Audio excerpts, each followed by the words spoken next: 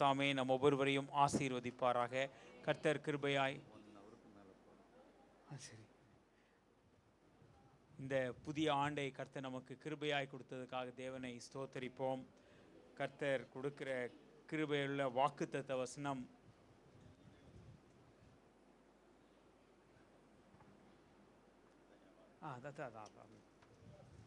வாக்குத்தத்த வசனம் எல்லாரும் எடுத்துக்கொள்ளுவோம். யாத்ரா புஸ்தகம் 33 அதிகாரம் 17 வசனம். அப்பொழுது கர்த்தர் மோசேயை நோக்கி நீ சொன்ன இந்த வார்த்தையின்படியே செய்வேன். என் கண்களில் உனக்கு கிருபை கிடைத்தது. உன்னை பேர் சொல்லி அழைத்து அறிந்திருக்கிறேன் என்றார். தலைகளை தாழ்த்தி நாம் ஜெபிப்போம். மகா இரக்கமும் கிருபையும் அன்புமுள்ள எங்கள் தகப்பனே, கிருபையாக எங்களுக்கு கொடுத்த இந்த புதிய ஆண்டுக்காக நன்றி செலுத்துகிறோம் அப்பா. இந்த புதிய ஆண்டில் எங்களுக்கு கொடுத்த இந்த வாக்குத்தத்தத்திற்காக நன்றி செலுத்துகிறோம் தகப்பனே. அப்பா, இப்பொழுது எங்களோட நீங்கள் பேசுங்க. உங்கள் மெல்லிய சத்தத்தை நாங்கள் கேட்க எங்களுடைய செவியை இருதயத்தை நீர் திறக்க வேண்டுமாய் நல் மீட்பெரும் இரட்சகருமாய் இயேசு கிறிஸ்துவின் நாமத்தில் ஜெபிக்கிறேன் எங்கள் ஜீவனுள்ள நல்ல தகப்பனே, ஆமென். இந்த வருஷத்தில் கர்த்தர் நமக்கு இந்த வசனத்தின் மூலமாய், இந்த வாக்குத்தத்தத்தின் மூலமாய் 3 காரியங்களை சொல்கிறார். 3 காரியம் அதை மறுபடியும் வாசிப்போம். முதல்ல, அப்பொழுது கர்த்தர் மோசேயை நோக்கி, இந்த வசனம் சொல்லும் போது அப்பொழுது கர்த்தர் மோசேயை நோக்கிங்கிறத கொஞ்சம் அழிச்சிட்டு உங்கள் எல்லா பேரும் வச்சுக்கோங்க பார்க்கலாமே.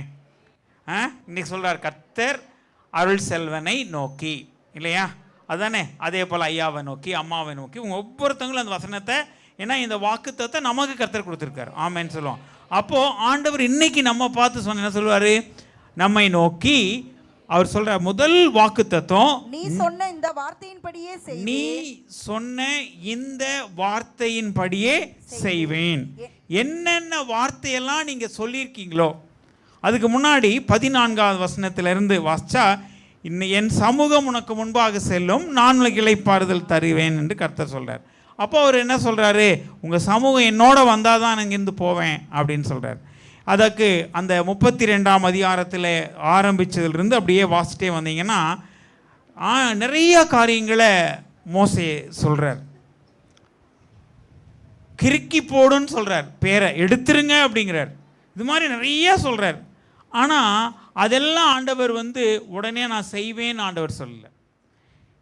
இன்னைக்கு காலை வேளையில் ஆண்டவர் நம்மை பார்த்து சொல்கிறாரு, நீங்கள் என்ன வார்த்தையை நீங்கள் சொல்லிட்டு இந்த தேவ சமூகத்தில் காத்திருக்கிறீங்களோ அந்த வார்த்தையை கர்த்தர் கொடுப்பேன்னு சொல்ல என்ன சொல்கிறாரு? என்ன செய்வார்? செய்வேன் அப்படின்னு என்ன அர்த்தம்? செய்வேனுங்கிறதுக்கு ஆங்கிலத்தில் 2-3 வார்த்தைகள்லாம் இருக்கும். God will do அப்படிங்கலாம், அல்லது God can prepareன்னு சொல்லலாம். இது மாதிரி எத்தனையோ வார்த்தை இருக்கலாம். ஆனால் இன்னைக்கு கர்த்தர் நம்மை பார்த்து சொல்கிறாரு, நீங்கள் என்னென்னலாம் நீ சொன்ன வார்த்தையின்படியே நான் உனக்கு செய்வேன். எந்த வார்த்தையை நீங்கள் ப்ரொனவுன்ஸ் பண்ணிட்டு வந்து உட்கார்ந்துருக்கிறீங்களோ அந்த வார்த்தையை கர்த்தர் கொடுப்பார். அந்த வார்த்தையை உங்களுக்கு செய்து கொடுப்பார், உங்களுக்கு முடித்து கொடுப்பார். அதனால தான் அப்போஸ்தலனாகிய யோவான் எழுதின சுவிசேஷத்தில் 15ஆம் அதிகாரத்தில் 7ஆம் வசனத்தில், நீங்கள் என்னிலும் என் வார்த்தைகள் உங்களில் நிலைத்திருந்தால் நீங்கள் கேட்டுக்கொள்ளுதோ அது உங்களுக்கு செய்யப்படும் சொல்றார். செய்யப்படும். நம்ம கேட்கிறத கர்த்தர் செய்து கொடுப்பார். இந்த 26வது ஆண்டுக்குள்ள வந்துட்டோம். கர்த்தர் நம்மை ஆசீர்வதிக்க போறார். அதனால தான் இருளில் இருக்கிற ஜனங்கள் பெரிய வெளிச்சத்தை கண்டார்கள். இப்போ நமக்கு இருளுங்கிறது ஒன்று இருக்கா இல்லையா? யோசிச்சு பாருங்க. ஏதோ ஒரு இருள் இருக்குல்ல மனசுக்குள்ள, உண்மை தானே? சொல்லுங்களேன். அதனால தான் ஐயா இன்னைக்கு சொன்னார், இந்த ஆண்டு என்ன ஆண்டு? பிரகாசமான ஆண்டு, வெளிச்சத்தின் ஆண்டு, நிறைவின் ஆண்டு, அனுபவிக்கிற ஆண்டு. வெளிச்சம்னா என்ன இருக்கும்? இருட்டுக்குள்ளே நடக்கவே முடியாது, ஆனால் வெளிச்சத்தில் அனுபவிக்கலாம் இல்லையா? அதாவது எவ்வளோ சந்தோஷமாக வெளிச்சத்தில் எல்லா பக்கம் நம்ம போகலாம். இன்னைக்கு நீ இந்த வருஷத்தில் கர்த்தர் செய்து கொடுக்கிற ஆண்டு. ஆமென் சொல்லுங்களேன். வெளிச்சத்தை கொடுத்து நம்ம வாழ்க்கையில் குறைவுகளை நிறைவாக்குகிற ஆண்டு. நீ சொன்னபடியே நான் உனக்கு செய்வேன் ஆண்டவர் சொல்றார். அடுத்தது சொல்லும்போது என் கண்களில் உனக்கு கிருபை கிடைத்தது. இந்த கிருபை சூழ்ந்து கொள்ளும் என்று நம்ம அடிக்கடி வாசிப்போம். 32வது சங்கீதத்தில் 10வது வசனத்தில் துன்மார்க்கருக்கு அநேக வேதனை உண்டு, கர்த்தரை நம்பி இருக்கிறவனையோ கிருபை சூழ்ந்து கொள்ளும். இந்த கிருபைங்கிற வார்த்தையை அப்போ ஆண்டவராக இயேசு கிறிஸ்து அதிகமாக சொல்லிட்டு இருந்தாலும், பிதாவானவர் அந்த யாத்ரா புஸ்தகத்தில் 32, 33 பார்த்தீங்கன்னா கிருபையை குறித்து 12 தடவை சொல்லியிருக்கார். கிருபை கிருபை கிருபை கிருபைன்ட்டு. இன்னைக்கு அந்த கிருபையை இந்த நாளில் மோசே கொடுத்த அதே கிருபையை இன்னைக்கு நம்ம கொடுக்க போறார். ஆமென் சொல்லலாமா? அப்போ என் கண்களில் உனக்கு கிருபை கிடைத்தது. இப்போ இந்த கண்களில், ஆண்டவர் கண்களில் நம்ம கிருபை கிடைக்கணும்னா நம்ம கண்கள் யாரை பார்க்கணும்? நம்ம யாரை பார்த்துட்ருக்குறோம்? அதனால தான் யோபின் புஸ்தகத்தில் நம்ம வாசிக்கிறோம். 42ஆம் அதிகாரத்தில் நீங்கள் பார்த்தீங்கன்னா 9வது வசனத்தில் அந்த 5ஆம் வசனமே எடுத்துக்கலாம். நான் காதுகளினால் நான் கேட்டேன், இப்பொழுது என் கண் உம்மை காண்கிறதுன்னு சொல்கிறார். 9ஆம் வசனத்தில் பின் பகுதியில் கர்த்தர் யோபுவின் முகத்தை பார்த்தார். அந்த பார்வை பட்டாவே போதும் இல்லையா? அந்த பார்வை யோபுக்கு கிடைத்தது. மோசேயை பார்த்து சொல்றாரு, என் கண்களில் உனக்கு கிருபை கிடைத்தது. இந்த யோபுவினுடைய சரித்திரத்தில் அவன் கிருபை இழக்கல, அவன் எல்லாவற்றையும் இழந்துட்டான், கிருபையை மாத்திரம் இழக்கல. அவன் சொல்லும்போது யோபுவிலிருந்து எடுத்துட்டு நம்ம இங்கே வரலாம். 18ஆம் அதிகாரம் 19ஆம் அதிகாரத்துலாம் நீங்கள் வாசிச்சிங்கன்னா அவன் எப்படியோ புலம்பிட்டு இருக்கான்.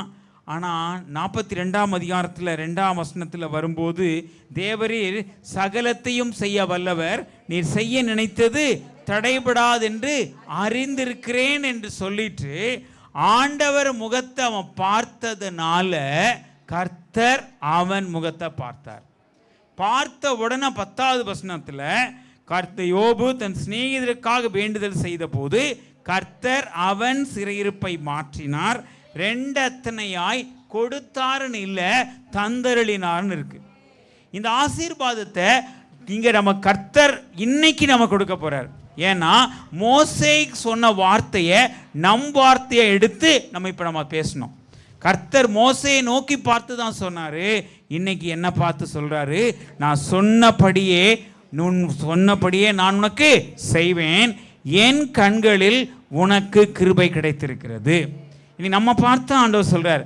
அப்போ கிருபை கிடைக்கணும்னா நம்ம கர்த்தரை நம்பி இருக்கிற பிள்ளைகளாக இருக்க வேண்டும். கர்த்தரை நம்பி இருக்கிற பிள்ளைகள். அதனால தான் யோவான் எழுதின சுவிசேஷத்தில் 16ஆம் வசனத்தில் வாசிக்கிறோம், அவருடைய பரிபூரணத்தினாலே நமக்கு கிருபையின் மேல் கிருபை பெற்றிருக்கிறோம். ஆமென் சொல்லலாமா? இன்னைக்கு அவருடைய பரிபூரணத்தினால கிருபையின் மேல கிருபை பெற்றிருக்கிறதுனால மோசேயை பார்த்து அன்னைக்கு ஆண்டவர் சொன்னது, என் கண்களில் உனக்கு கிருபை கிடைத்திருக்குதுன்னு சொன்னா, அவருடைய கிருபையை பெற்றுக்கொண்ட நீங்களும் நானும் அவருடைய கண்களில் நம்ம பார்த்து நம்ம கிருபை கிடைச்சிருக்கு. இதுதானே உண்மை? அப்போ அந்த கிருபை கொடுத்ததுனால நமக்கு எல்லாவற்றையும் சுதந்திரிக்க முடியும். ஆமென் சொல்லலாமா? அதனால தான் யோவான் சுவிசேஷத்தில் 1 அதிகாரத்தில் 17ஆம் வசனத்தில் மோசேயினால் நியாயப்பிரமாணம் கொடுக்கப்பட்டது, ஆனால் கிருபையும் சத்தியமும் இயேசு கிறிஸ்துவினால் உண்டாயிற்று. அந்த இயேசு கிறிஸ்து நமக்குள் இருக்கிறாரா? அவர் மூலமாய் பெற்ற அந்த கிருபையும் சத்தியமும் நம் வாழ்க்கையில் இருக்கிறதா? இந்த காலை வேளையில் ஆண்டவர் சமூகத்தில் வந்திருக்கிற நம்மை பார்த்து சொல்கிறார். 1 பேதுரு 1 அதிகாரத்தில் 7வது வசனத்தில், அழிந்து போகிற பொன் அக்கினியினால் சோதிக்கப்படும், அதைவிட அதிக விலையேற பெற்றதாக இருக்கிற நம்முடைய விசுவாசம் சோதிக்கப்பட்டு யார் வெளிப்படுறா? இயேசு கிறிஸ்து வெளிப்படுறார். அப்போ இயேசு கிறிஸ்துக்குள்ள என்னென்ன இருக்கு? கிருபையும் சத்தியமும் இயேசு கிறிஸ்துவினால் உண்டாயின.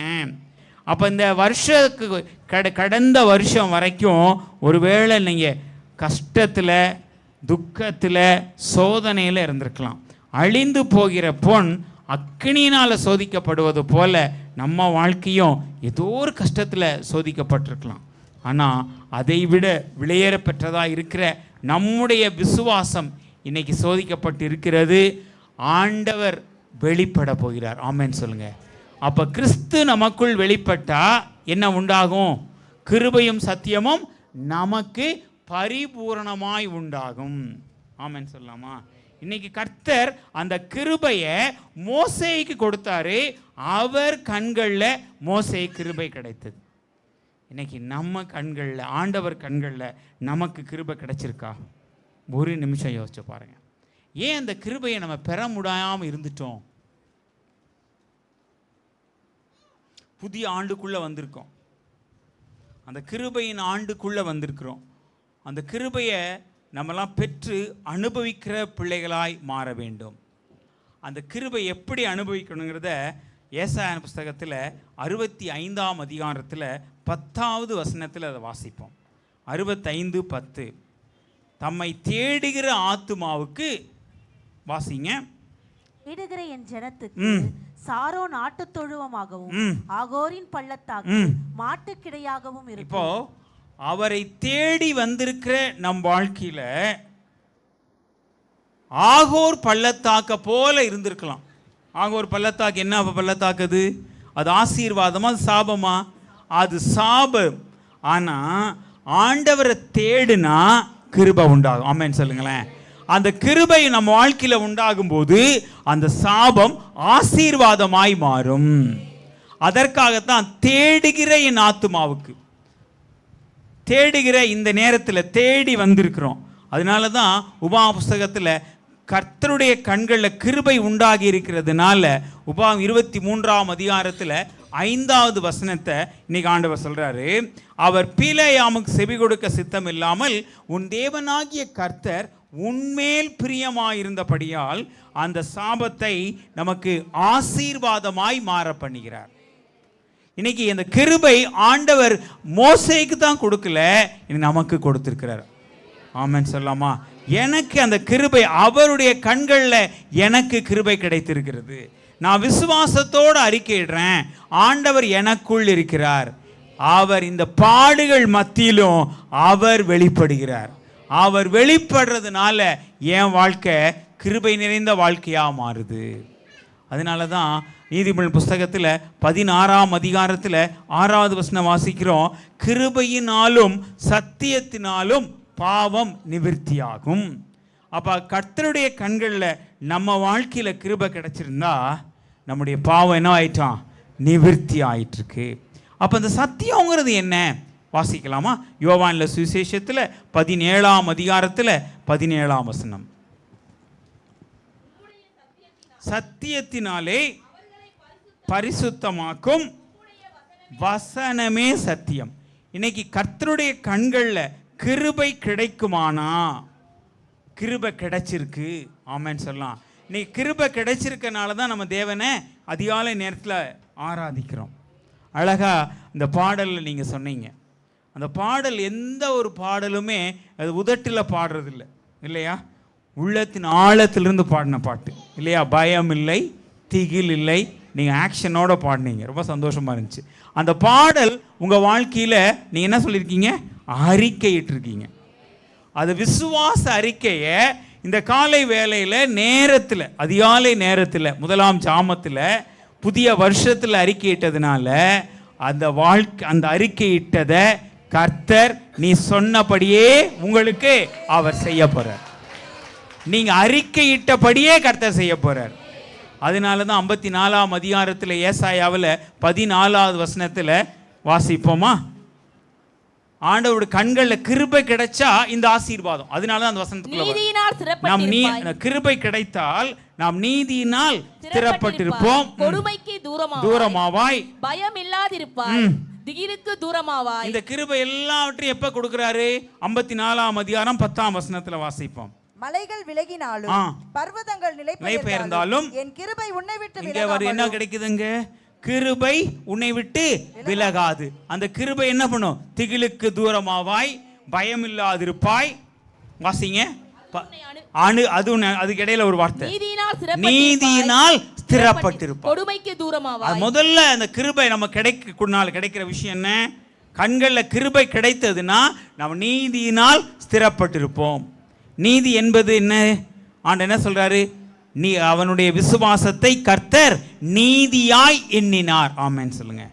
அப்போ விசுவாசத்தை கர்த்தர் நீதியாய் என்கிறார். அப்போ நீதியினால விசுவாசத்தினால நம்ம ஸ்திரப்பட்டிருப்போம். கொடுமைக்கு தூரமாவோம், பயமில்லாதிருப்போம், திகிலுக்கு தூரமாவோம், அது உன்னை அணுகுவதில்லை.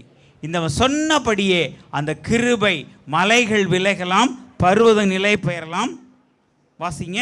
மலைகள் விலகினாலும் பர்வதங்கள் நிலை பெயர்ந்தாலும் என் கிருபை உன்னை விட்டு விலகாமலும் என் சமாதானத்தின் உடன்படிக்கை நிலை பெயராலும் இருக்கும். கிருபை மாத்திரமல்ல, கிருபை எதை கொண்டு வருது?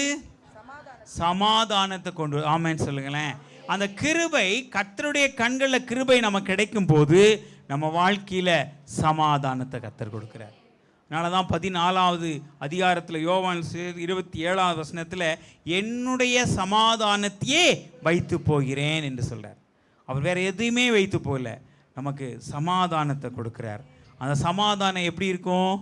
உம்மை உறுதியாய் பற்றி கொண்ட மனதை உடையவன் உம்மையே நம்பியிருக்கிறபடியால் அவனை பூரண சமாதானத்தோடு கர்த்தர் காத்துக்கொள்கிறார். இன்னைக்கு அந்த பூரண சமாதானம் ஆண்டவர் மேலே வைக்கிற விசுவாசத்தினால கிடைக்குது.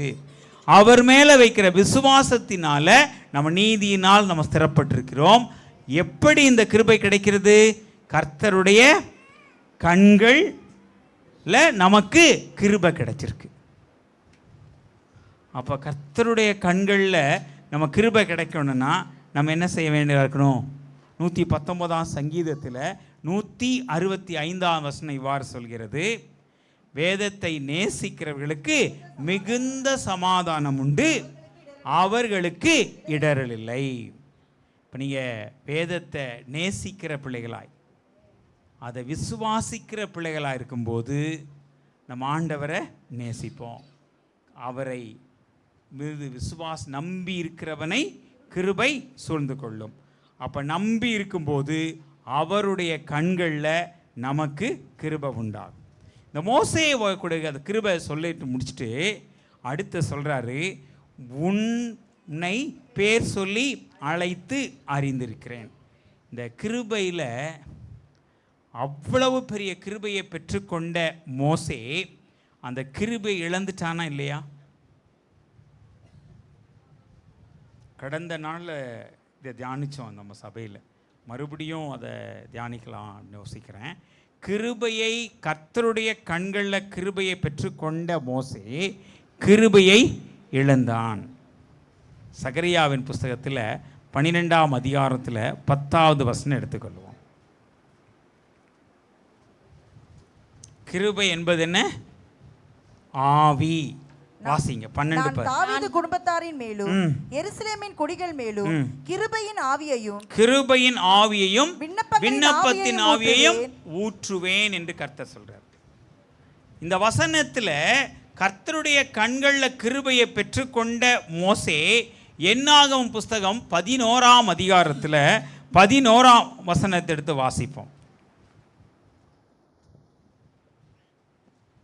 அப்பொழுது மோசே கர்த்தரை நோக்கி, நீர் இந்த ஜனங்கள் எல்லாருடைய பாரத்தையும் என்மேல் சுமத்ததினால் உம்முடைய அடையானுக்கு உபத்திரம் வர பண்ணதென்ன? உம்முடைய கண்களில் எனக்கு கிருபை கிடையாது போனது என்ன? ஆண்டவர் என்ன சொன்னாரு? என் கண்கள்ல உனக்கு கிருபை கிடைத்திருக்கிறதுன்னு சொன்னாரு. ஆனா பின் நாட்கள்ல மோசே சொல்றாரு, உங்க கண்கள்ல கிருபை கிடைக்காமல் போனது என்ன? ரெண்டுக்கும் கான்ட்ரடிக்ஷன் இருக்கு. இப்போ நிறைய சந்தர்ப்பங்களில் நம்ம என்ன பண்ணுறோம்?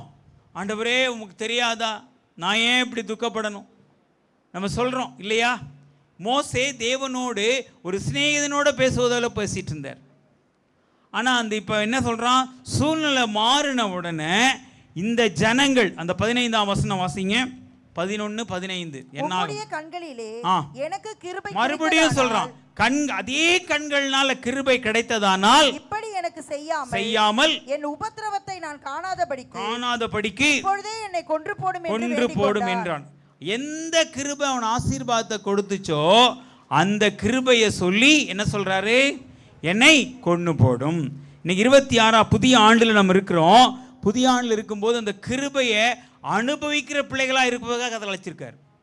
நீங்க ஒரு நாள் இந்த கிருபையை இழந்து போகாதீங்க. அதனால தான் யோனாவில் 2ஆம் அதிகாரத்தில் 8ஆம் வசனம் எடுத்து வாசிப்போம்.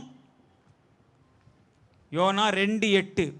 பொய்யான மாயை பின்பற்றுகிறவர்கள் தங்களுக்கு வரும் கிருபையை போக்கடிக்கிறார்கள். இன்னைக்கு கர்த்தர் கொடுத்த கிருபையை நம்ம பத்திரமா வச்சிருக்கோமா, போக்கடிக்கிறோமா? சூழல் 8 லட்சம் புருஷன் 6 லட்சம் புருஷனுக்கு மேலே கூட்டிட்டு வர்ற மோசே கிருபையை பெற்றவனா இருந்தாரு. அவர் எதை குறித்தும் யோசிக்கல. யாத்திராகமம் 14ஆம் அதிகாரம் 15ஆம் வசனம், என்னிடத்தில் முறையிடுவானேன், நீ போக சொல், புறப்பட்டு போங்கள், உன் கையில் இருக்க கோலை நீட்டி தண்ணீரை பிரித்து விடுன்னு சொன்னபோது அவன் கோலை அதை நினைக்கல, தேவனுடைய வல்லமை நினைச்சான். தண்ணிக்கு சம்பந்தம் இருக்குன்னு நினைக்கல. இருக்குது, கர்த்தர் செய்வாரு, தண்ணியை பிரிப்பாருன்னு நினைச்சான். ஆனா இன்னைக்கு இறைச்சி கேட்ட உடனே அந்த கண்களில் கிருபை கிடைத்த மோசே, உங்கள் கிருபை கிடைக்காமல் போனது என்ன? அப்படி கண்களில் கிருபை கிடைச்சதுன்னா என்னை கொன்று போடும். ஆண்டவருக்கு பிடிக்காத வார்த்தை என்ன தெரியுங்களா? கத்திரஸ்மான வரும் நாட்களில் சொல்கிறேன். எது நீதிமொழியின் புஸ்தகம் 18ஆம் அதிகாரம் 21ஆம் வசனத்தில் மரணமும் ஜீவனும் நாவின் அதிகாரத்தில் இருக்கு. எலியா என்ன சொன்னா? என்னை கொன்னு போடுன்னு சொன்னோன்னே கர்த்தர் அந்த கிருபை எடுத்து யாரு கொடுத்தாரு? எலிசாவுக்கு 2 அத்தனையா கொடுத்தார். இப்போ இவர் என்ன பண்றாரு? மோசே கொன்று போடுன்னு சொன்ன 16ஆம் வசனம் 17 எடுத்து வாசிங்க. 11, 16, 17. இன்னைக்கு அந்த கிருபையை பெற்று அனுபவிக்கிற பிள்ளைகள் நாம் அது எப்படி அவர் இழந்துட்டாரு, நம்ம எப்படி இழக்காம இருக்கணும் என்பதை நாம் உணர்ந்து கொள்ள வேண்டும். வாசிங்க. அப்பொழுது கர்த்தர் மோசேயை நோக்கி, இஸ்ரவேல் ஜனங்களுக்கு மூப்பரும் தலைவரும் ஆனவர்கள் இன்னார் என்று நீ அறிந்திருக்கிறாயே, இந்த மூப்பரில் 70 பேரை கூட்டி அவர்களை ஆசாரிப்பு கூடாரத்தில் அங்கே உன்னோடே வந்து நிற்கும்படி செய். அப்பொழுது நான் இறங்கி வந்து அங்கே உன்னோடே பேசி, நீ ஒருவன் மாத்திரம் ஜனங்களின் பாரத்தை சுமக்காமல் உன்னோடு கூட அவர்களும் அதை சுமப்பதற்காக உன்மேல் இருக்கிற ஆவியை அவர்கள் மேல் உன்மேல் இருக்கிற ஆவியை சொல்லுங்களேன். நம்மேல் இருக்கிற ஆவியை கர்த்தர் என்ன பண்ணிடுவாராம்? கிருபை இழந்துட்டா 70 பேருக்கு பங்கு போட்டிருப்பார். அந்த ஆவி என்பதை தான் சகரியா 12ஆம் அதிகாரத்தில் 10ஆம் வசனத்தில் பார்த்தோம். விண்ணப்பத்தின் ஆவி, கிருபையின் ஆவி. இப்போ அவங்ககிட்ட இருந்தது என்ன? கிருபையின் ஆவியை 70 பேருக்கு பங்கு போட்டார். அந்த 70 பேருக்கு பங்கு போடுறாருன்னா அது என்ன சொல்லுவோம்? அது உதாரணமாக 100 ரூபாய்ன்னு வச்சுக்கோங்களேன். ஒரு கிருபையின் ஆவி நம்மக்கிட்ட, எங்கிட்ட 100 ரூபாய் இருக்குது அப்படின்னா நான் உடனே போய் நான் கீதத்தில் ஒரு காஃபியும் ஒரு வடையும் சாப்பிட்டு வந்துடுவேன். அவ்வளோதான். நான் கீதம் ஹோட்டல் இருக்குல்ல. ஆனால் அதை 70 பேருக்கு பங்கு போட்டால் எவ்வளோ ரூபாய் கிடைக்கும்? 1 ரூபா. ஒன்று 50 கொடுத்தாலும் எவ்வளோ ஆச்சு? 7 5 105 இல்லையா? 1 ரூபா 5 பைசா. அப்போ 105 ரூபா வராது. அப்போ 1 ரூபா 42 பைசா. 1 ரூபா 42 பைசாக்கு ஏதாவது கிடைக்குமா? பேத்தி சாப்பிட்டு இருந்தா ஒரு சாக்லேட், அதே 2 ரூபா இல்லையா? நீ கடையில் போய் கேட்டாவே 2 ரூபாய்க்கு கம்மியாக சாக்லேட் கூட தர மாட்டான். இன்னைக்கு என்ன ஆகிட்டு? இப்போ மோசே கிட்ட கர்த்தர் என்ன சொன்னார்? என் கண்களில் உனக்கு கிருபை கிடைத்தது. ஆனால் அதே கிருபையை வச்சு அவர்கிட்ட பேசுகிறான். சூழ்நிலை மாறும்போது நம்ம என்ன பண்ணுறோம்? ஆண்டவரை குறை சொல்கிறோம். அந்த பொய்யான மாயை பின்பற்றுகிறதுனால நமக்கு வர்ற கிருபையை நம்ம போக்கடிக்கிறோம்.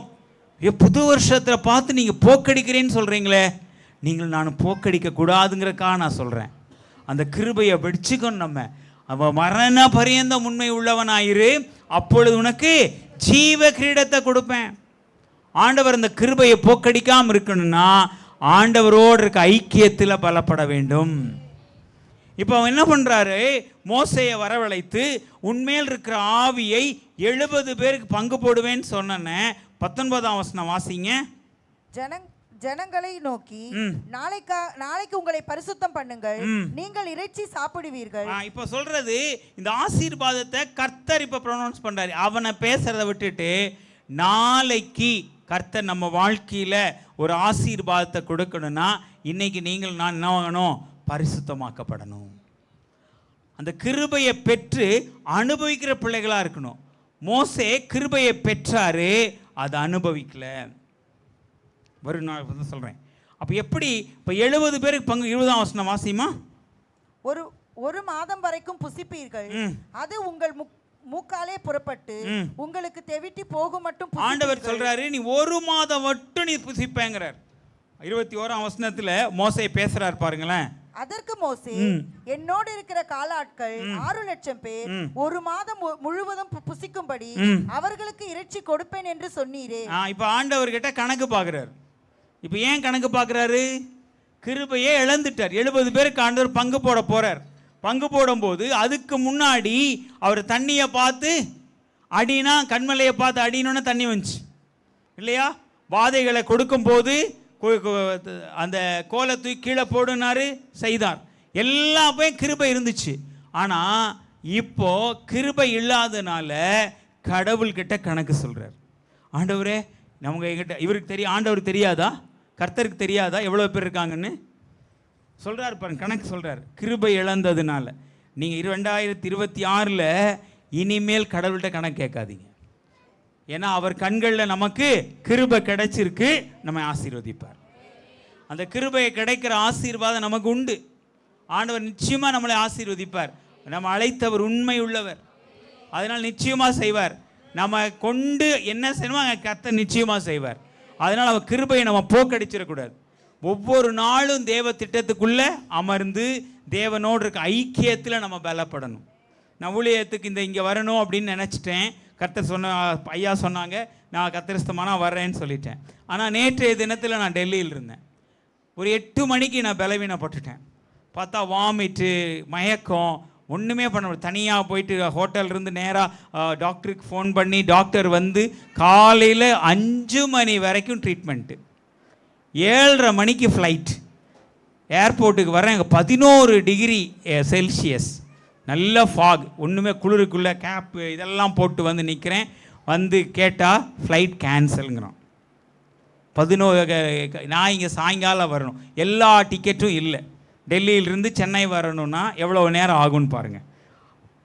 பார்த்தா டிக்கெட் எல்லாமே 20,000 ரூபாய், 28,000 ரூபாய் இருக்குது. நான் டிக்கெட் போட்டுட்டு அந்த கவுண்டரில் குளிருக்குள்ளேயே நிறையா கும்பல் வந்து நின்னா ஜெபம் பண்ணிகிட்டே இருக்க. ஆண்டவரே சீக்கிரம் போகணும், சீக்கிரம் இந்த பணத்திலேயே போகணும், கர்த்தர் கிருபை பாராட்டுங்க. அங்கேயும் ஒரு வார்த்தை இருக்கு இல்லையா, கிருபை. கரெக்டாக என்னுடைய கவுண்டரில் என்னுடைய டேர்ன் வந்துச்சு. நான் உள்ளே அந்த டிக்கெட்டை கொடுத்தேன். அங்கிருந்து அந்த பொண்ணு சொன்னால், நீங்கள் விஜயவாடா போயிட்டு ஒரு 3 மணி நேரம் இருந்துட்டு அடுத்த ஃப்ளைட்டில் 7:30 மணிக்கெல்லாம் 8 மணிக்கெலாம் நீங்கள் சென்னை போயிடலான்னா. எவ்வளோ நல்ல ஆண்டவர் பாருங்கள். நைட்டு தூக்கம் இல்லாதனால அப்படியே கொஞ்சம் நேரம் உட்காந்து தூங்கிட்டே அப்படியே வந்து விஜயவாடாவில் ஒரு 3.5 மணி நேரம் இருந்துட்டு இங்கே வர. ஏன்னா அவர் நமக்காக யாபம் செய்து முடிக்கிறார். ஆண்டவர் இந்த இடத்துல என்னை அழைச்சி வந்திருக்கிறாரு. தேவ திட்டத்தை எனக்கு ஒரு வாய்ப்பை கர்த்தர் கொடுத்துருக்கிறாரு. அந்த ஊழியத்தை செய்ய எனக்கு அழைச்சிருக்கிறாருன்னா அவர் ஒரு நாள் கைவிட மாட்டார். சூழ்நிலை மாறலாம், எப்படி வேணாலும் இருக்கலாம், ஆனால் தேவன் மாறாதவர். அவர் கிருபை என்றும் உள்ளது என்று சொல்லப்பட்டிருக்கு. இன்னைக்கு அந்த கிருபையை மோசே கிட்ட கர்த்தர் கொடுத்தாரு. இப்போ அந்த கிருபையை 70 பேருக்கு பங்கு போட்டதுனால கணக்கு பார்க்குறான்.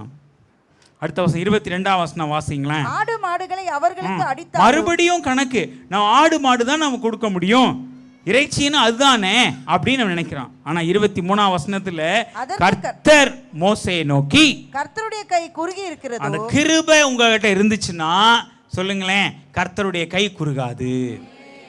நம்ம கிருபை, நம்ம அவருடைய கிருபை நம்ம மேல் இருந்தா என்ன சொல்றாரு? கர்த்தருடைய கை குறுகி இருக்கிறதோ, என் வாக்கின்படி நடவுமோ நடவாதோ என்று இப்பொழுது காண்பை. ஆமான்னு சொல்லுங்களேன். இன்னைக்கு ஆண்டவர் நம்ம பார்த்தா சொல்றாரு, என் உண்மை என் கிருபை இருக்குப்பா. கர்த்தருடைய கண்களில் நமக்கு கிருபை கிடைச்சிருக்கனால அவர் கை குறுகி போகல. நிறைவான நன்மையை கர்த்தர் கொடுப்பார். ஆனால் அதை இழந்து போன மோசே அந்த கிருபையை பெற்றுக்கொள்ளல. 31ஆம் வசனம் வாசிங்க. அப்பொழுது கர்த்தரிடத்திலிருந்து புறப்பட்ட ஒரு காற்று சமுத்திரத்திலிருந்து காடைகளை அடித்துக்கொண்டு என்ன கொண்டு வந்துச்சுங்க? சமுத்திரத்து மீன் தானே வரும். ஆனால் இயற்கைக்கு அப்பாற்பட்ட விதத்தில் கிருபை, இரக்கம், கிருபை ஆசீர்வாதத்தை கொடுக்கும். ஆமென் சொல்லுங்களேன். இப்போ கிருபை இருந்ததுனால கர்த்தர் என்ன சொல்றாரு?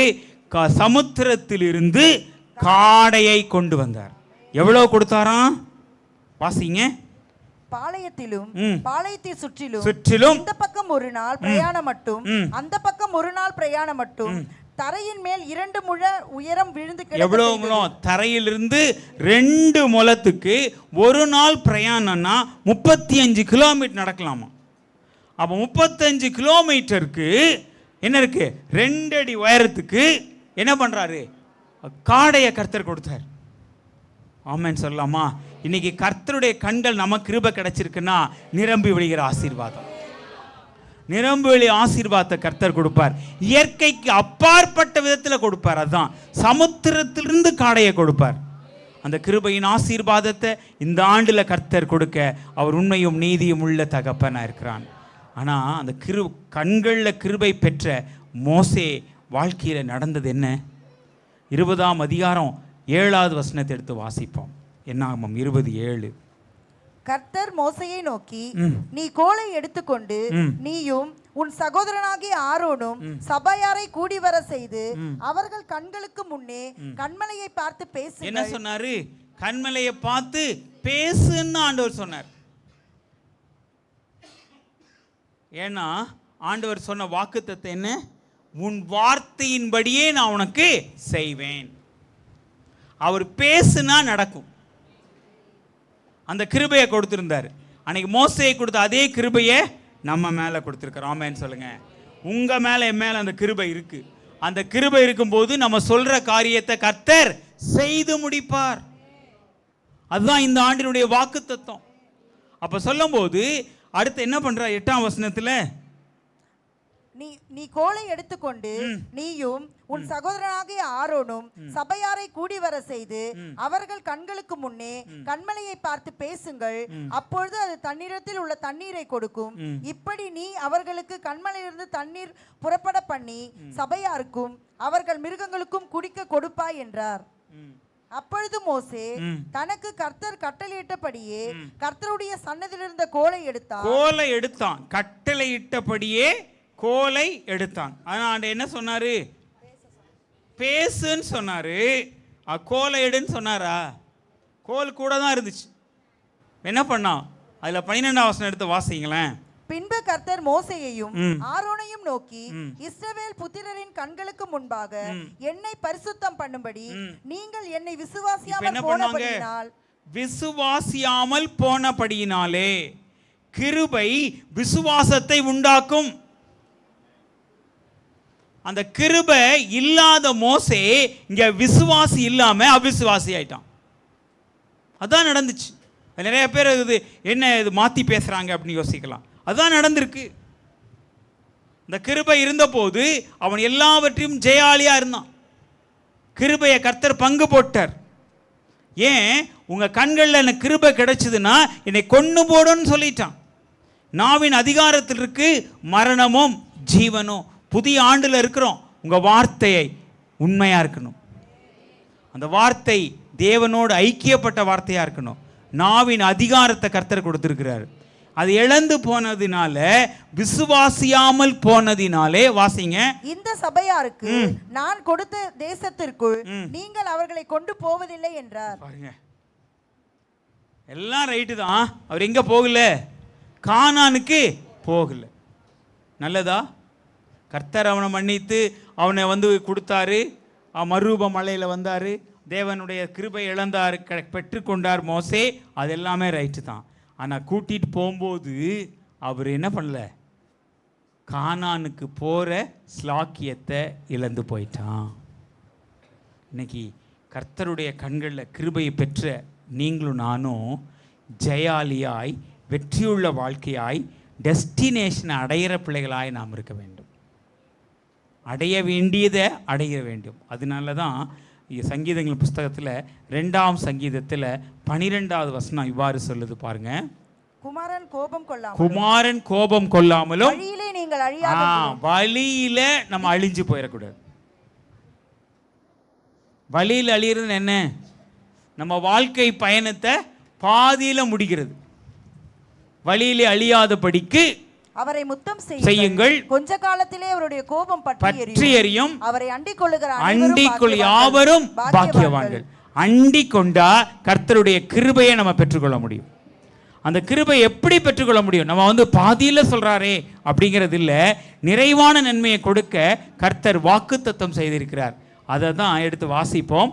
யாத்ரா புஸ்தகத்தில் 23ஆம் அதிகாரத்தில் 25வது வசனத்தில் கர்த்தரையே சேவிக்க கடவீர்கள், அவர் நம் அப்பத்தை தண்ணீரை ஆசீர்வதிப்பார், வியாதியை நம்மிலிருந்து விலக்குவார், மலடும் கற்பம் விழுகிறதில்லை, உன் ஆயுசு நாட்களை பூரணப்படுத்தும். ஆமென் சொல்லுங்க.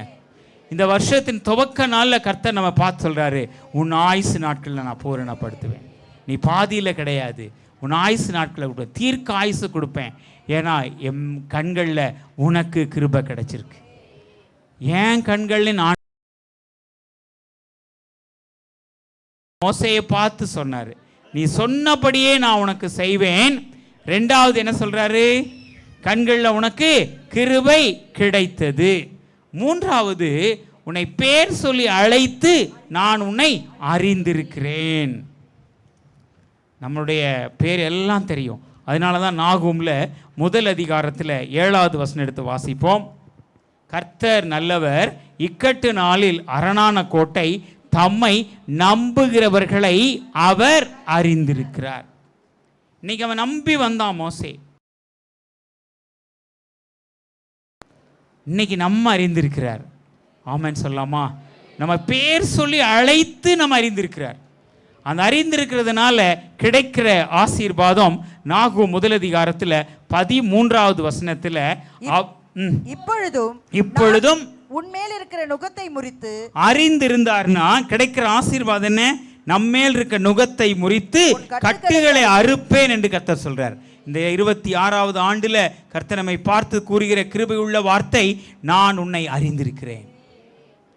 தம்மை நம்புகிற அவர் அறிந்திருக்கிறத சொல்றாரு, அறிந்திருக்கிறேன், உன்மேல் இருக்கிற அவன் கட்டுகளை அறுப்பேன், நுகத்தடியை முறிப்பேன்.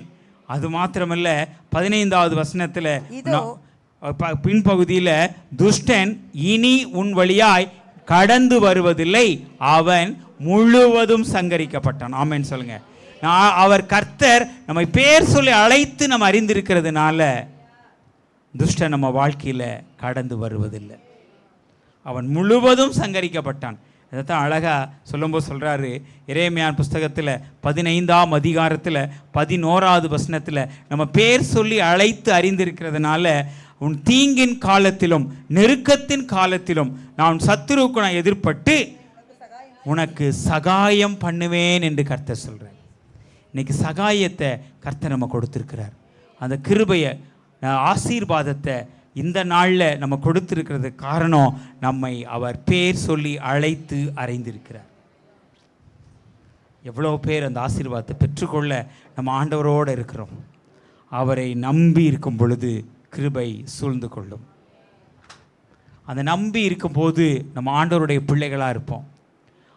ஒரு அம்மாவை பற்றி பார்க்குறோம். யோவான் எழுதின சுவிசேஷத்தில் 4ஆம் அதிகாரத்தில் 28வது வசனத்தை எடுத்து வாசிப்போம். கர்த்தரை அறிந்திருந்தா அவர் கிருபையை நம்ம அந்த ஸ்திரீ தன் குடத்தை வைத்துவிட்டு ஊருக்குள்ளே போய் நோக்கி, அவள் வந்த காரியம் என்ன? கர்த்தரை பார்க்க வரல, தண்ணி எடுக்க வந்தவ. கர்த்தர் சந்திக்கிறாரு, கிருபையை பெற்றுக்கொண்ட உடனே அவ செய்த வேலை, சரி வீட்டுக்கு தானே போகிறோம் அப்படின்னு குடத்தை தூக்கிட்டு போல. அவ குடத்தை வச்சிட்டா. ஏன்னா குடத்தை தூக்கிட்டு போனால் இந்த நல்ல செய்தியை வேகமாக சொல்ல முடியாது, அப்படி தானே? மெதுவாக தூக்கிட்டு போவான். இப்போ வேகமாக அவள் போகிறா. போய் என்ன சொன்னாலாம்? தேவனை பற்றி, கர்த்தரை பற்றி அறிவித்தாள். இன்னைக்கு பேர் சொல்லி அழைத்து அறிந்திருக்கிறார்னா ஆண்டவரை நம்ம அறிந்திருந்தால் நம்ம ஆண்டவரை பற்றி நம்ம என்ன பண்ணுவோம், சொல்லுவோம். இன்னைக்கு ஆண்டவர் அறியாதனால தான் நம்ம என்ன பண்ணுறோம், அவர் நமக்கு போதுமானவராகவே இல்லைன்னு நினச்சிட்டு இருக்கோம் சில சமயங்களில். உண்மையா இல்லையா? நிறையா சந்தர்ப்பங்கத்தில் நம்ம என்ன பண்ணுறோம், ஆண்டவரே நீங்கள் எனக்கு போதுமானவராக இருந்திருந்தீங்கன்னா எனக்கே இந்த கஷ்டம் இல்லையா, எனக்கே இந்த துக்கம், அது அவரே நமக்கு போதுமானவரா. அதைத்தான் ஆண்டவர் சொல்கிறார் எரேமியான் புஸ்தகத்தில் 2ஆம் அதிகாரத்தில் 13ஆம் வசனத்தில் பாருங்களேன். 2:13. என் ஜனங்கள் 2 தீமைகளை செய்தார்கள். இப்ப பாருங்க, இது அழகா சொல்றாரு. 2 தீமைகளை செய்தார்கள். ஜீவ தண்ணீர் ஊற்றாகி என்னை விட்டு விட்டார்கள். இப்ப ஜீவத்தை இப்ப நம்ம நிறைய சந்தர்ப்பங்கள்ல நம்ம என்ன பண்றோம், கர்த்தர் நம்மை பேர் சொல்லி அழைத்து அறிந்திருக்கும் போது ஆண்டவரை மறந்து விட்டோம். இன்னைக்கு முதல் நாள் காலை வேளையில் நமக்கும் ஆண்டவர்கள உறவை குறித்து நம்ம 2 செகண்ட் யோசிச்சு பாருங்களேன். ஆண்டவர் நம்மோடு இருக்காரா? அவர் எங்கே வச்சுட்டு வந்திருக்கோம்? கர்த்தரை நம்பி இருக்கிறவனையோ கிருபை சூழ்ந்து கொள்ளும். 2 தப்பு பண்ணிட்டாங்க. ஒன்று என்ன மறந்துட்டாங்க, அடுத்து தண்ணி நிற்காத வெடிப்புள்ள தொட்டியே கட்டிட்டாங்க. இன்னைக்கு புதிய வருஷத்துக்குள்ளே வந்துட்டோம், ஆண்டவரை நம்பி வந்திருக்கிறோம். காரணம் என்னன்னா, அவர் நம்மை பேர் சொல்லி அழைத்து அறிந்திருக்கிறார். அந்த அறிந்திருக்கிற தகப்பனுக்கும் நமக்குள்ள உறவு எப்பேற்பட்டதா இருக்கு. நம்ம குறித்து அவருடைய திட்டம் வைத்திருக்கிறார். அந்த திட்டத்தை நம்ம வாழ்க்கையில் நிறைவேற்ற போறார். அந்த நிறைவேற்றுக்காக தான் இந்த ஆண்டுல இந்த வாக்குத்தத்தத்தை நமக்கு கொடுத்திருக்கிறார். அவர் நம்ம அறிந்திருக்கிறதுனால எரேமியா புஸ்தகத்தில் 29ஆம் அதிகாரத்தில் 11வது வசனம் இவ்வாறு சொல்லுது, நீங்கள் எதிர்பார்த்திருக்கும் முடிவை உங்களுக்கு கொடுக்கும்படி நான் உங்கள் பேரில் நினைத்திருக்கிற நினைவுகளை அறிவேன் என்று. இப்ப பாருங்க, இப்போ என்ன பண்றாரு ஆண்டவர், அறிந்திருக்கிறாரா? அழைத்து அறிந்திருக்கிற கர்த்தர் உங்கள் மறுபடியும் வாசிங்க, நீங்கள் எதிர்பார்த்திருக்கும் முடிவை உங்களுக்கு கொடுக்கும்படிக்கு நான் உங்கள் பேரில் நினைத்திருக்கிற நினைவுகளை அறிவேன் என்று. ஆமென் சொல்லுங்களேன். உங்க வாழ்க்கையில இந்த நாள்ல நம்ம எதிர்பார்த்திருக்கிற முடிவை கொடுக்கும்படி கர்த்தர் அறிந்திருக்கிறார். பேர் சொல்லி அறிந்திருக்கிறார், இதை கொடுப்பதற்கு அறிந்திருக்கிறார். அந்த கொடுப்பதற்கு அறிந்திருக்கும் போது அவைகள் தீமைக்கல்ல நன்மைன்னு சொல்ல, தீமைக்கல்ல சமாதானம். ஆமென் சொல்லுங்களேன். இன்னைக்கு நம்ம வாழ்க்கையில் இந்த வருஷத்துல நன்மையும் சமாதானத்தையும் கர்த்தர் கொடுக்க போறார். அறிந்திருக்கிற கர்த்தர் நிச்சயமாகவே கொடுப்பார். அதை கொடுக்கும் போதுதான் ஆபகுக் 2ஆம் அதிகாரத்தில் 3ஆம் 4ஆவது வசனத்தில் இவ்வாறு சொல்லப்பட்டிருக்கு, குறித்த காலத்திற்கு தீர்க்க தரிசனம் வைக்கப்பட்டிருக்கிறது. இந்த சொல்லப்பட்ட தீர்க்க தரிசனம் வைக்கப்பட்டிருக்கிறது. முடிவிலே அது விளங்கும். நமக்கு செய்யும் போது அது விளங்கும். அது பொய் சொல்லாது. தாமதித்தாலும் அதற்கு காத்திரு. அது நிச்சயமாய் வரும். அது தாமதிப்பதில்லை. இதோ அகங்காரியாய் இருக்கிறானே, அவனுடைய ஆத்துமா அவனுக்குள் செம்மையானதல்ல, தன் விசுவாசத்தினாலே நீதிமான் பிழைப்பான். இப்போ மோசேக்கு இருந்தது கிருபை, அது விசுவாசத்தை கொடுத்துச்சு. ஆனா நடந்தது என்ன? 12ஆம் வசனத்துல, விசுவாசியாமல் போனபடியினாலே காண்பிக்கும் தேசத்திற்குள் பிரவேசிக்க மாட்டீர்கள். நீ கர்த்தர் கொடுக்கிற ஆசீர்வாதம் நம்ம அறிந்திருக்கிறார். பேர் சொல்லி அழைத்து அறிந்திருக்கிறார். எதற்காக? நிறைவான நன்மையை நம்ம கொடுப்பதற்காக, மரண பரியந்தம் நம்மை நடத்துவதற்காக. அதனால தான் அவர் அறிந்திருக்கிறதுனால வெளிப்படுத்தின விசேஷத்தில் 3ஆம் அதிகாரத்தில் 8வது வசனத்தில் சொல்றாரு, இப்போ அறிந்திருக்கிறார். பேர் சொல்லி அழைத்து அறிந்திருக்கிறவர் என்ன அறிந்திருக்கிறாரு? நம்ம கிரியை அறிந்திருக்கிறார். உனக்கு கொஞ்சம் பலன் இருக்கு. கிரியை அறிந்திருக்கிறார். இந்த கிரியையை பாருங்க எப்படி இருக்கு. எபேசு பட்டணத்தில் சொன்னது போலயா? 2ஆம் அதிகாரம் 5ஆம் வசனம் எடுத்து வாசிங்க. வெளிப்படுத்தின 2:5. ஆகையால் நீ இன்ன நிலைமையிலிருந்து விழுந்தாய் என்பதை நினைத்து மனம் திரும்பி ஆதியில் செய்த கிரியைகளை செய்வாயாக. இப்ப பாருங்க, கிரியை பார்க்கிறாரு. முதல்ல அன்பா இருந்தவங்க இன்னைக்கு என்ன பண்ணிட்டாங்க? கிரியையை விட்டுட்டு தேவனோட ஐக்கியத்தை விட்டுட்டாங்க. இந்த புதிய வருஷத்துல வந்துட்டோம்.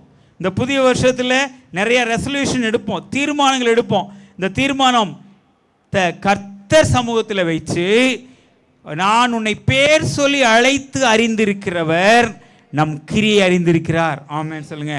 உன் கிரியை அறிந்திருக்கிறேன், உனக்கு கொஞ்ச பலன் இருந்தும் என் நாமத்தை மறுதலியாமல் என் வசனத்தை நீ கை கொண்டபடியினாலே இதோ உனக்கு முன்பாக திறந்த வாசலை வைத்திருக்கிறேன், அதை ஒருவனும் பூட்ட மாட்டான். ஆமென் சொல்லுங்க. இந்த வருஷத்துல கர்த்தர் நம்ம கிரியை பார்க்கிறார், நமக்கு முன்பாக ஒரு திறந்த வாசலை வைத்திருக்கிறார். இந்த நாளில் இந்த ஆசீர்வாதத்தை கொடுக்க அவர் உண்மையும் நீதியும் உள்ள தகப்பனா இருக்கிறார். அதனால தான் நம்ம பார்த்து இன்னைக்கு சொல்றாரு 43ஆம் அதிகாரத்தில் ஏசாயாவில் 18ஆம் வசனத்தை எடுத்து வாசிப்போம். 43:18.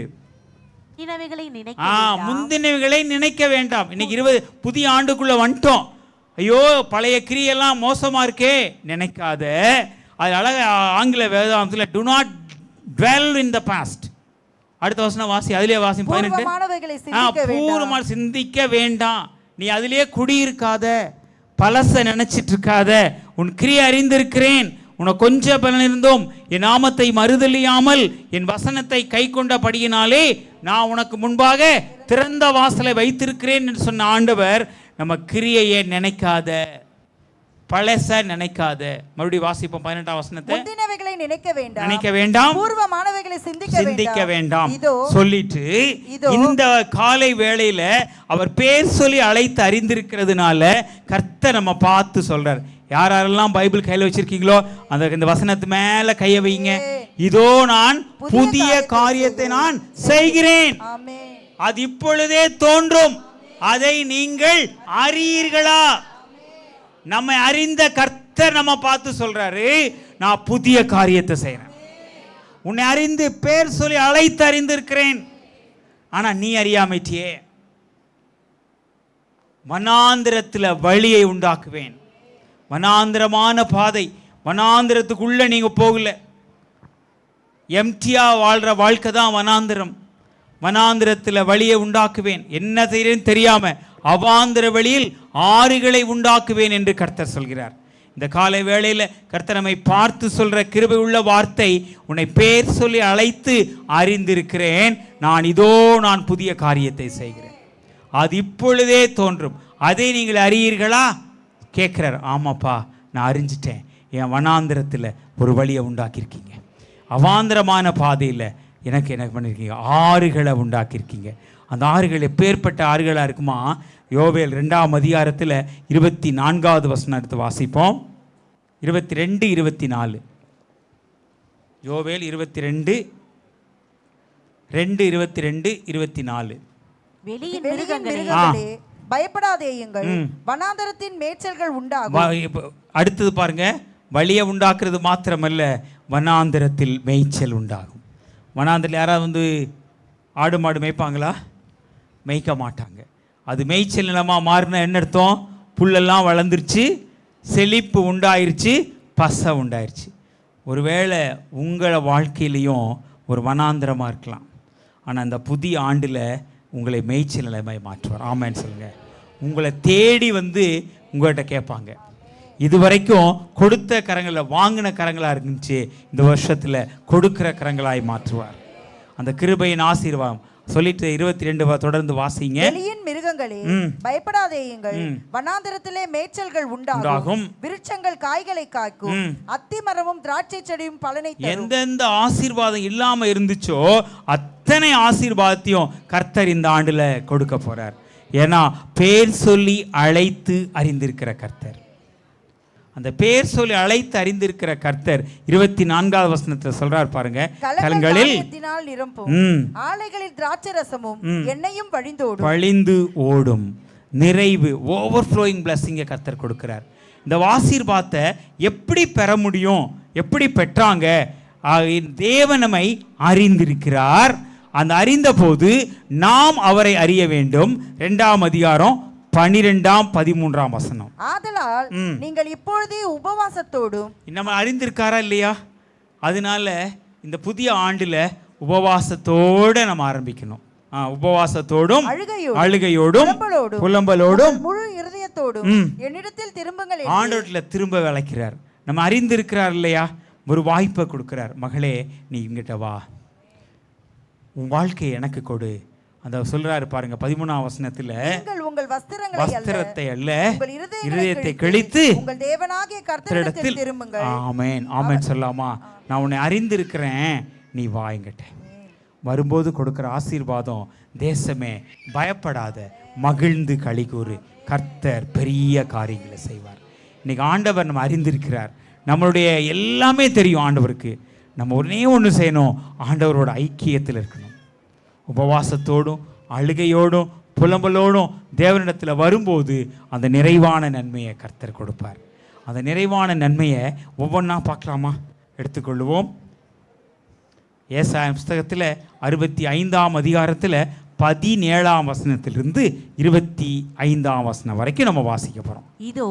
இதோ புதிய வானத்தையும் புதிய பூமியும் சிருஷ்டிக்கிறேன். ஆமென் சொல்லுங்களேன்.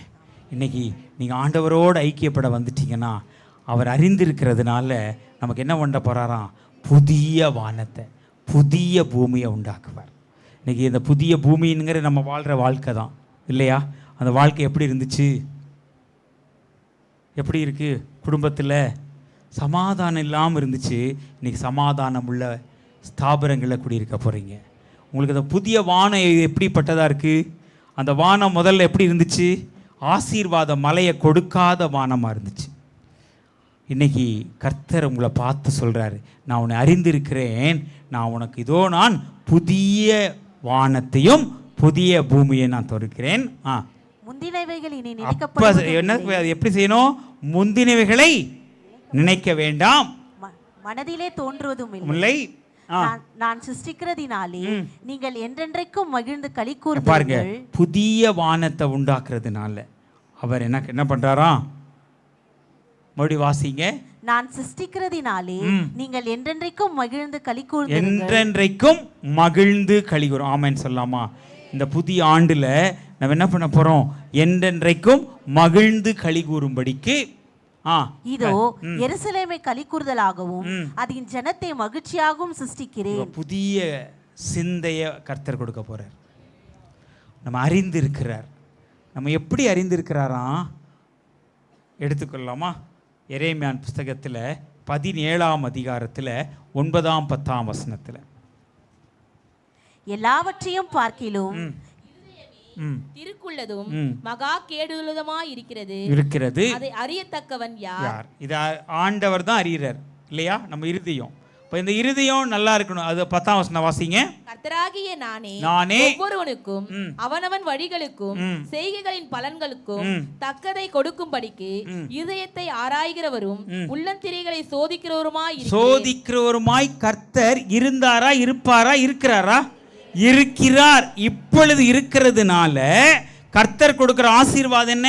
65:17 புதிய வானத்தையும் புதிய பூமியும் நான் சிருஷ்டிக்கிறேன் சொல்லிட்டு 18ஆம் வசனத்தில், நான் சிருஷ்டிப்பதினாலே நீங்கள் மகிழ்ந்து களி கூறுங்கள்.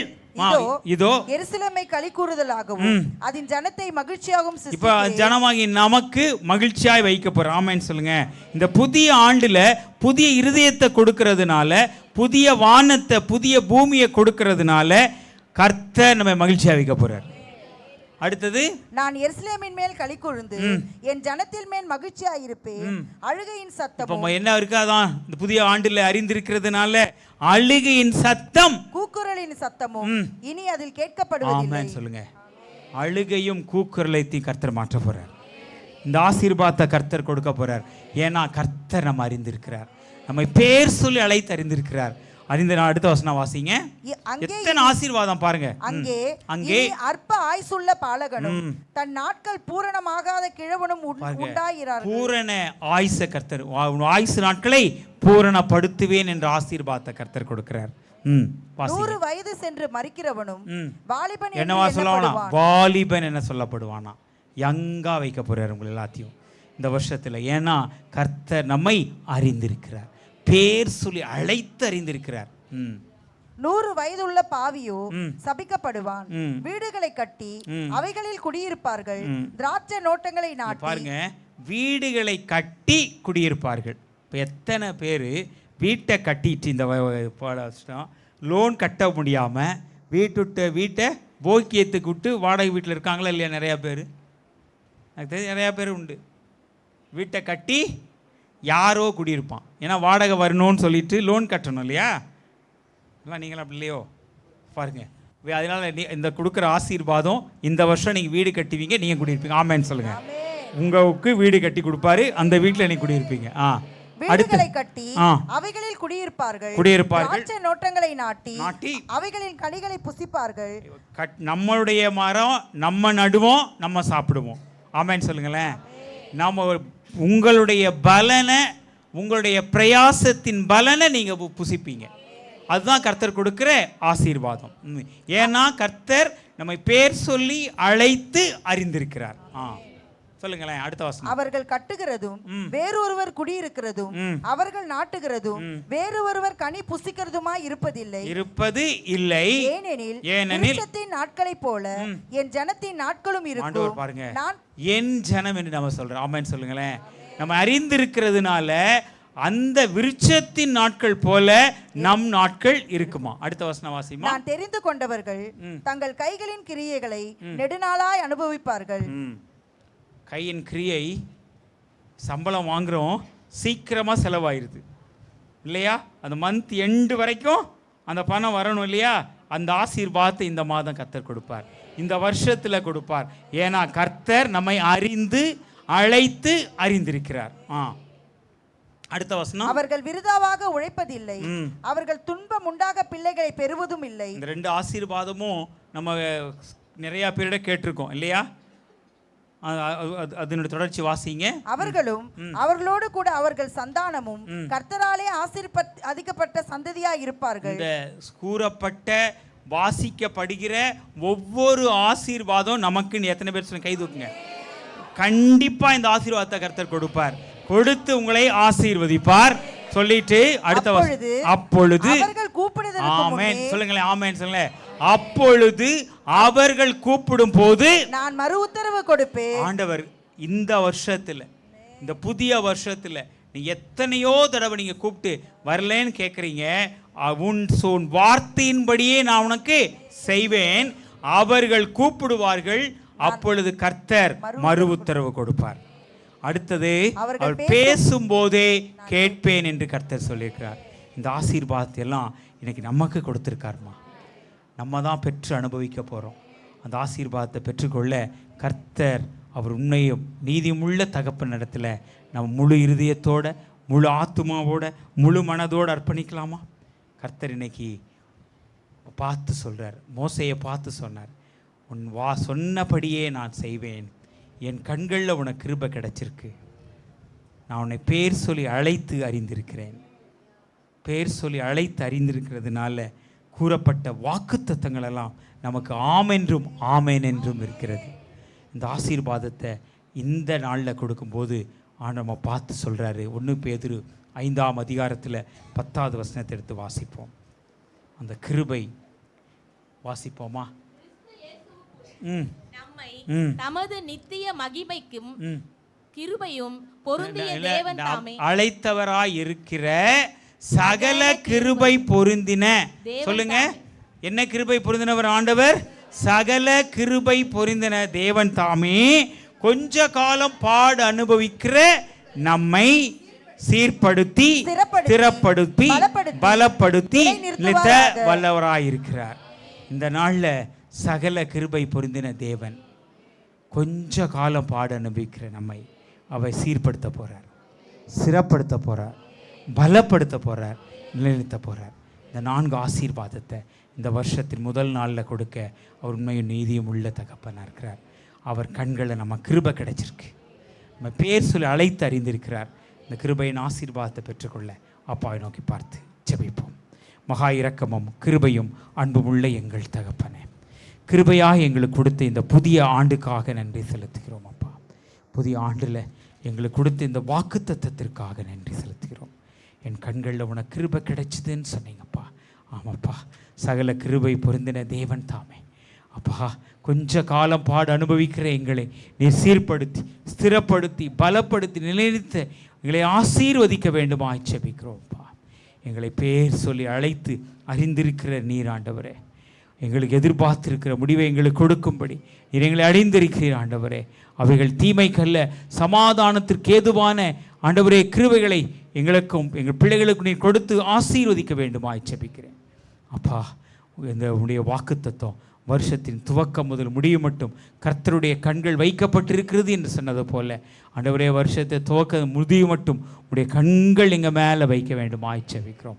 எங்களை பரிசுத்தப்படுத்துங்க, ஆசீர்வாத வாய்க்காலாய் மாற்றுங்கப்பா. நீர் கொடுத்த வாக்குத்தத்தத்தின்படி ஆண்டவரே நீடித்த நாட்களால் எங்கள் பிள்ளைகளை திருப்தி ஆக்குங்க.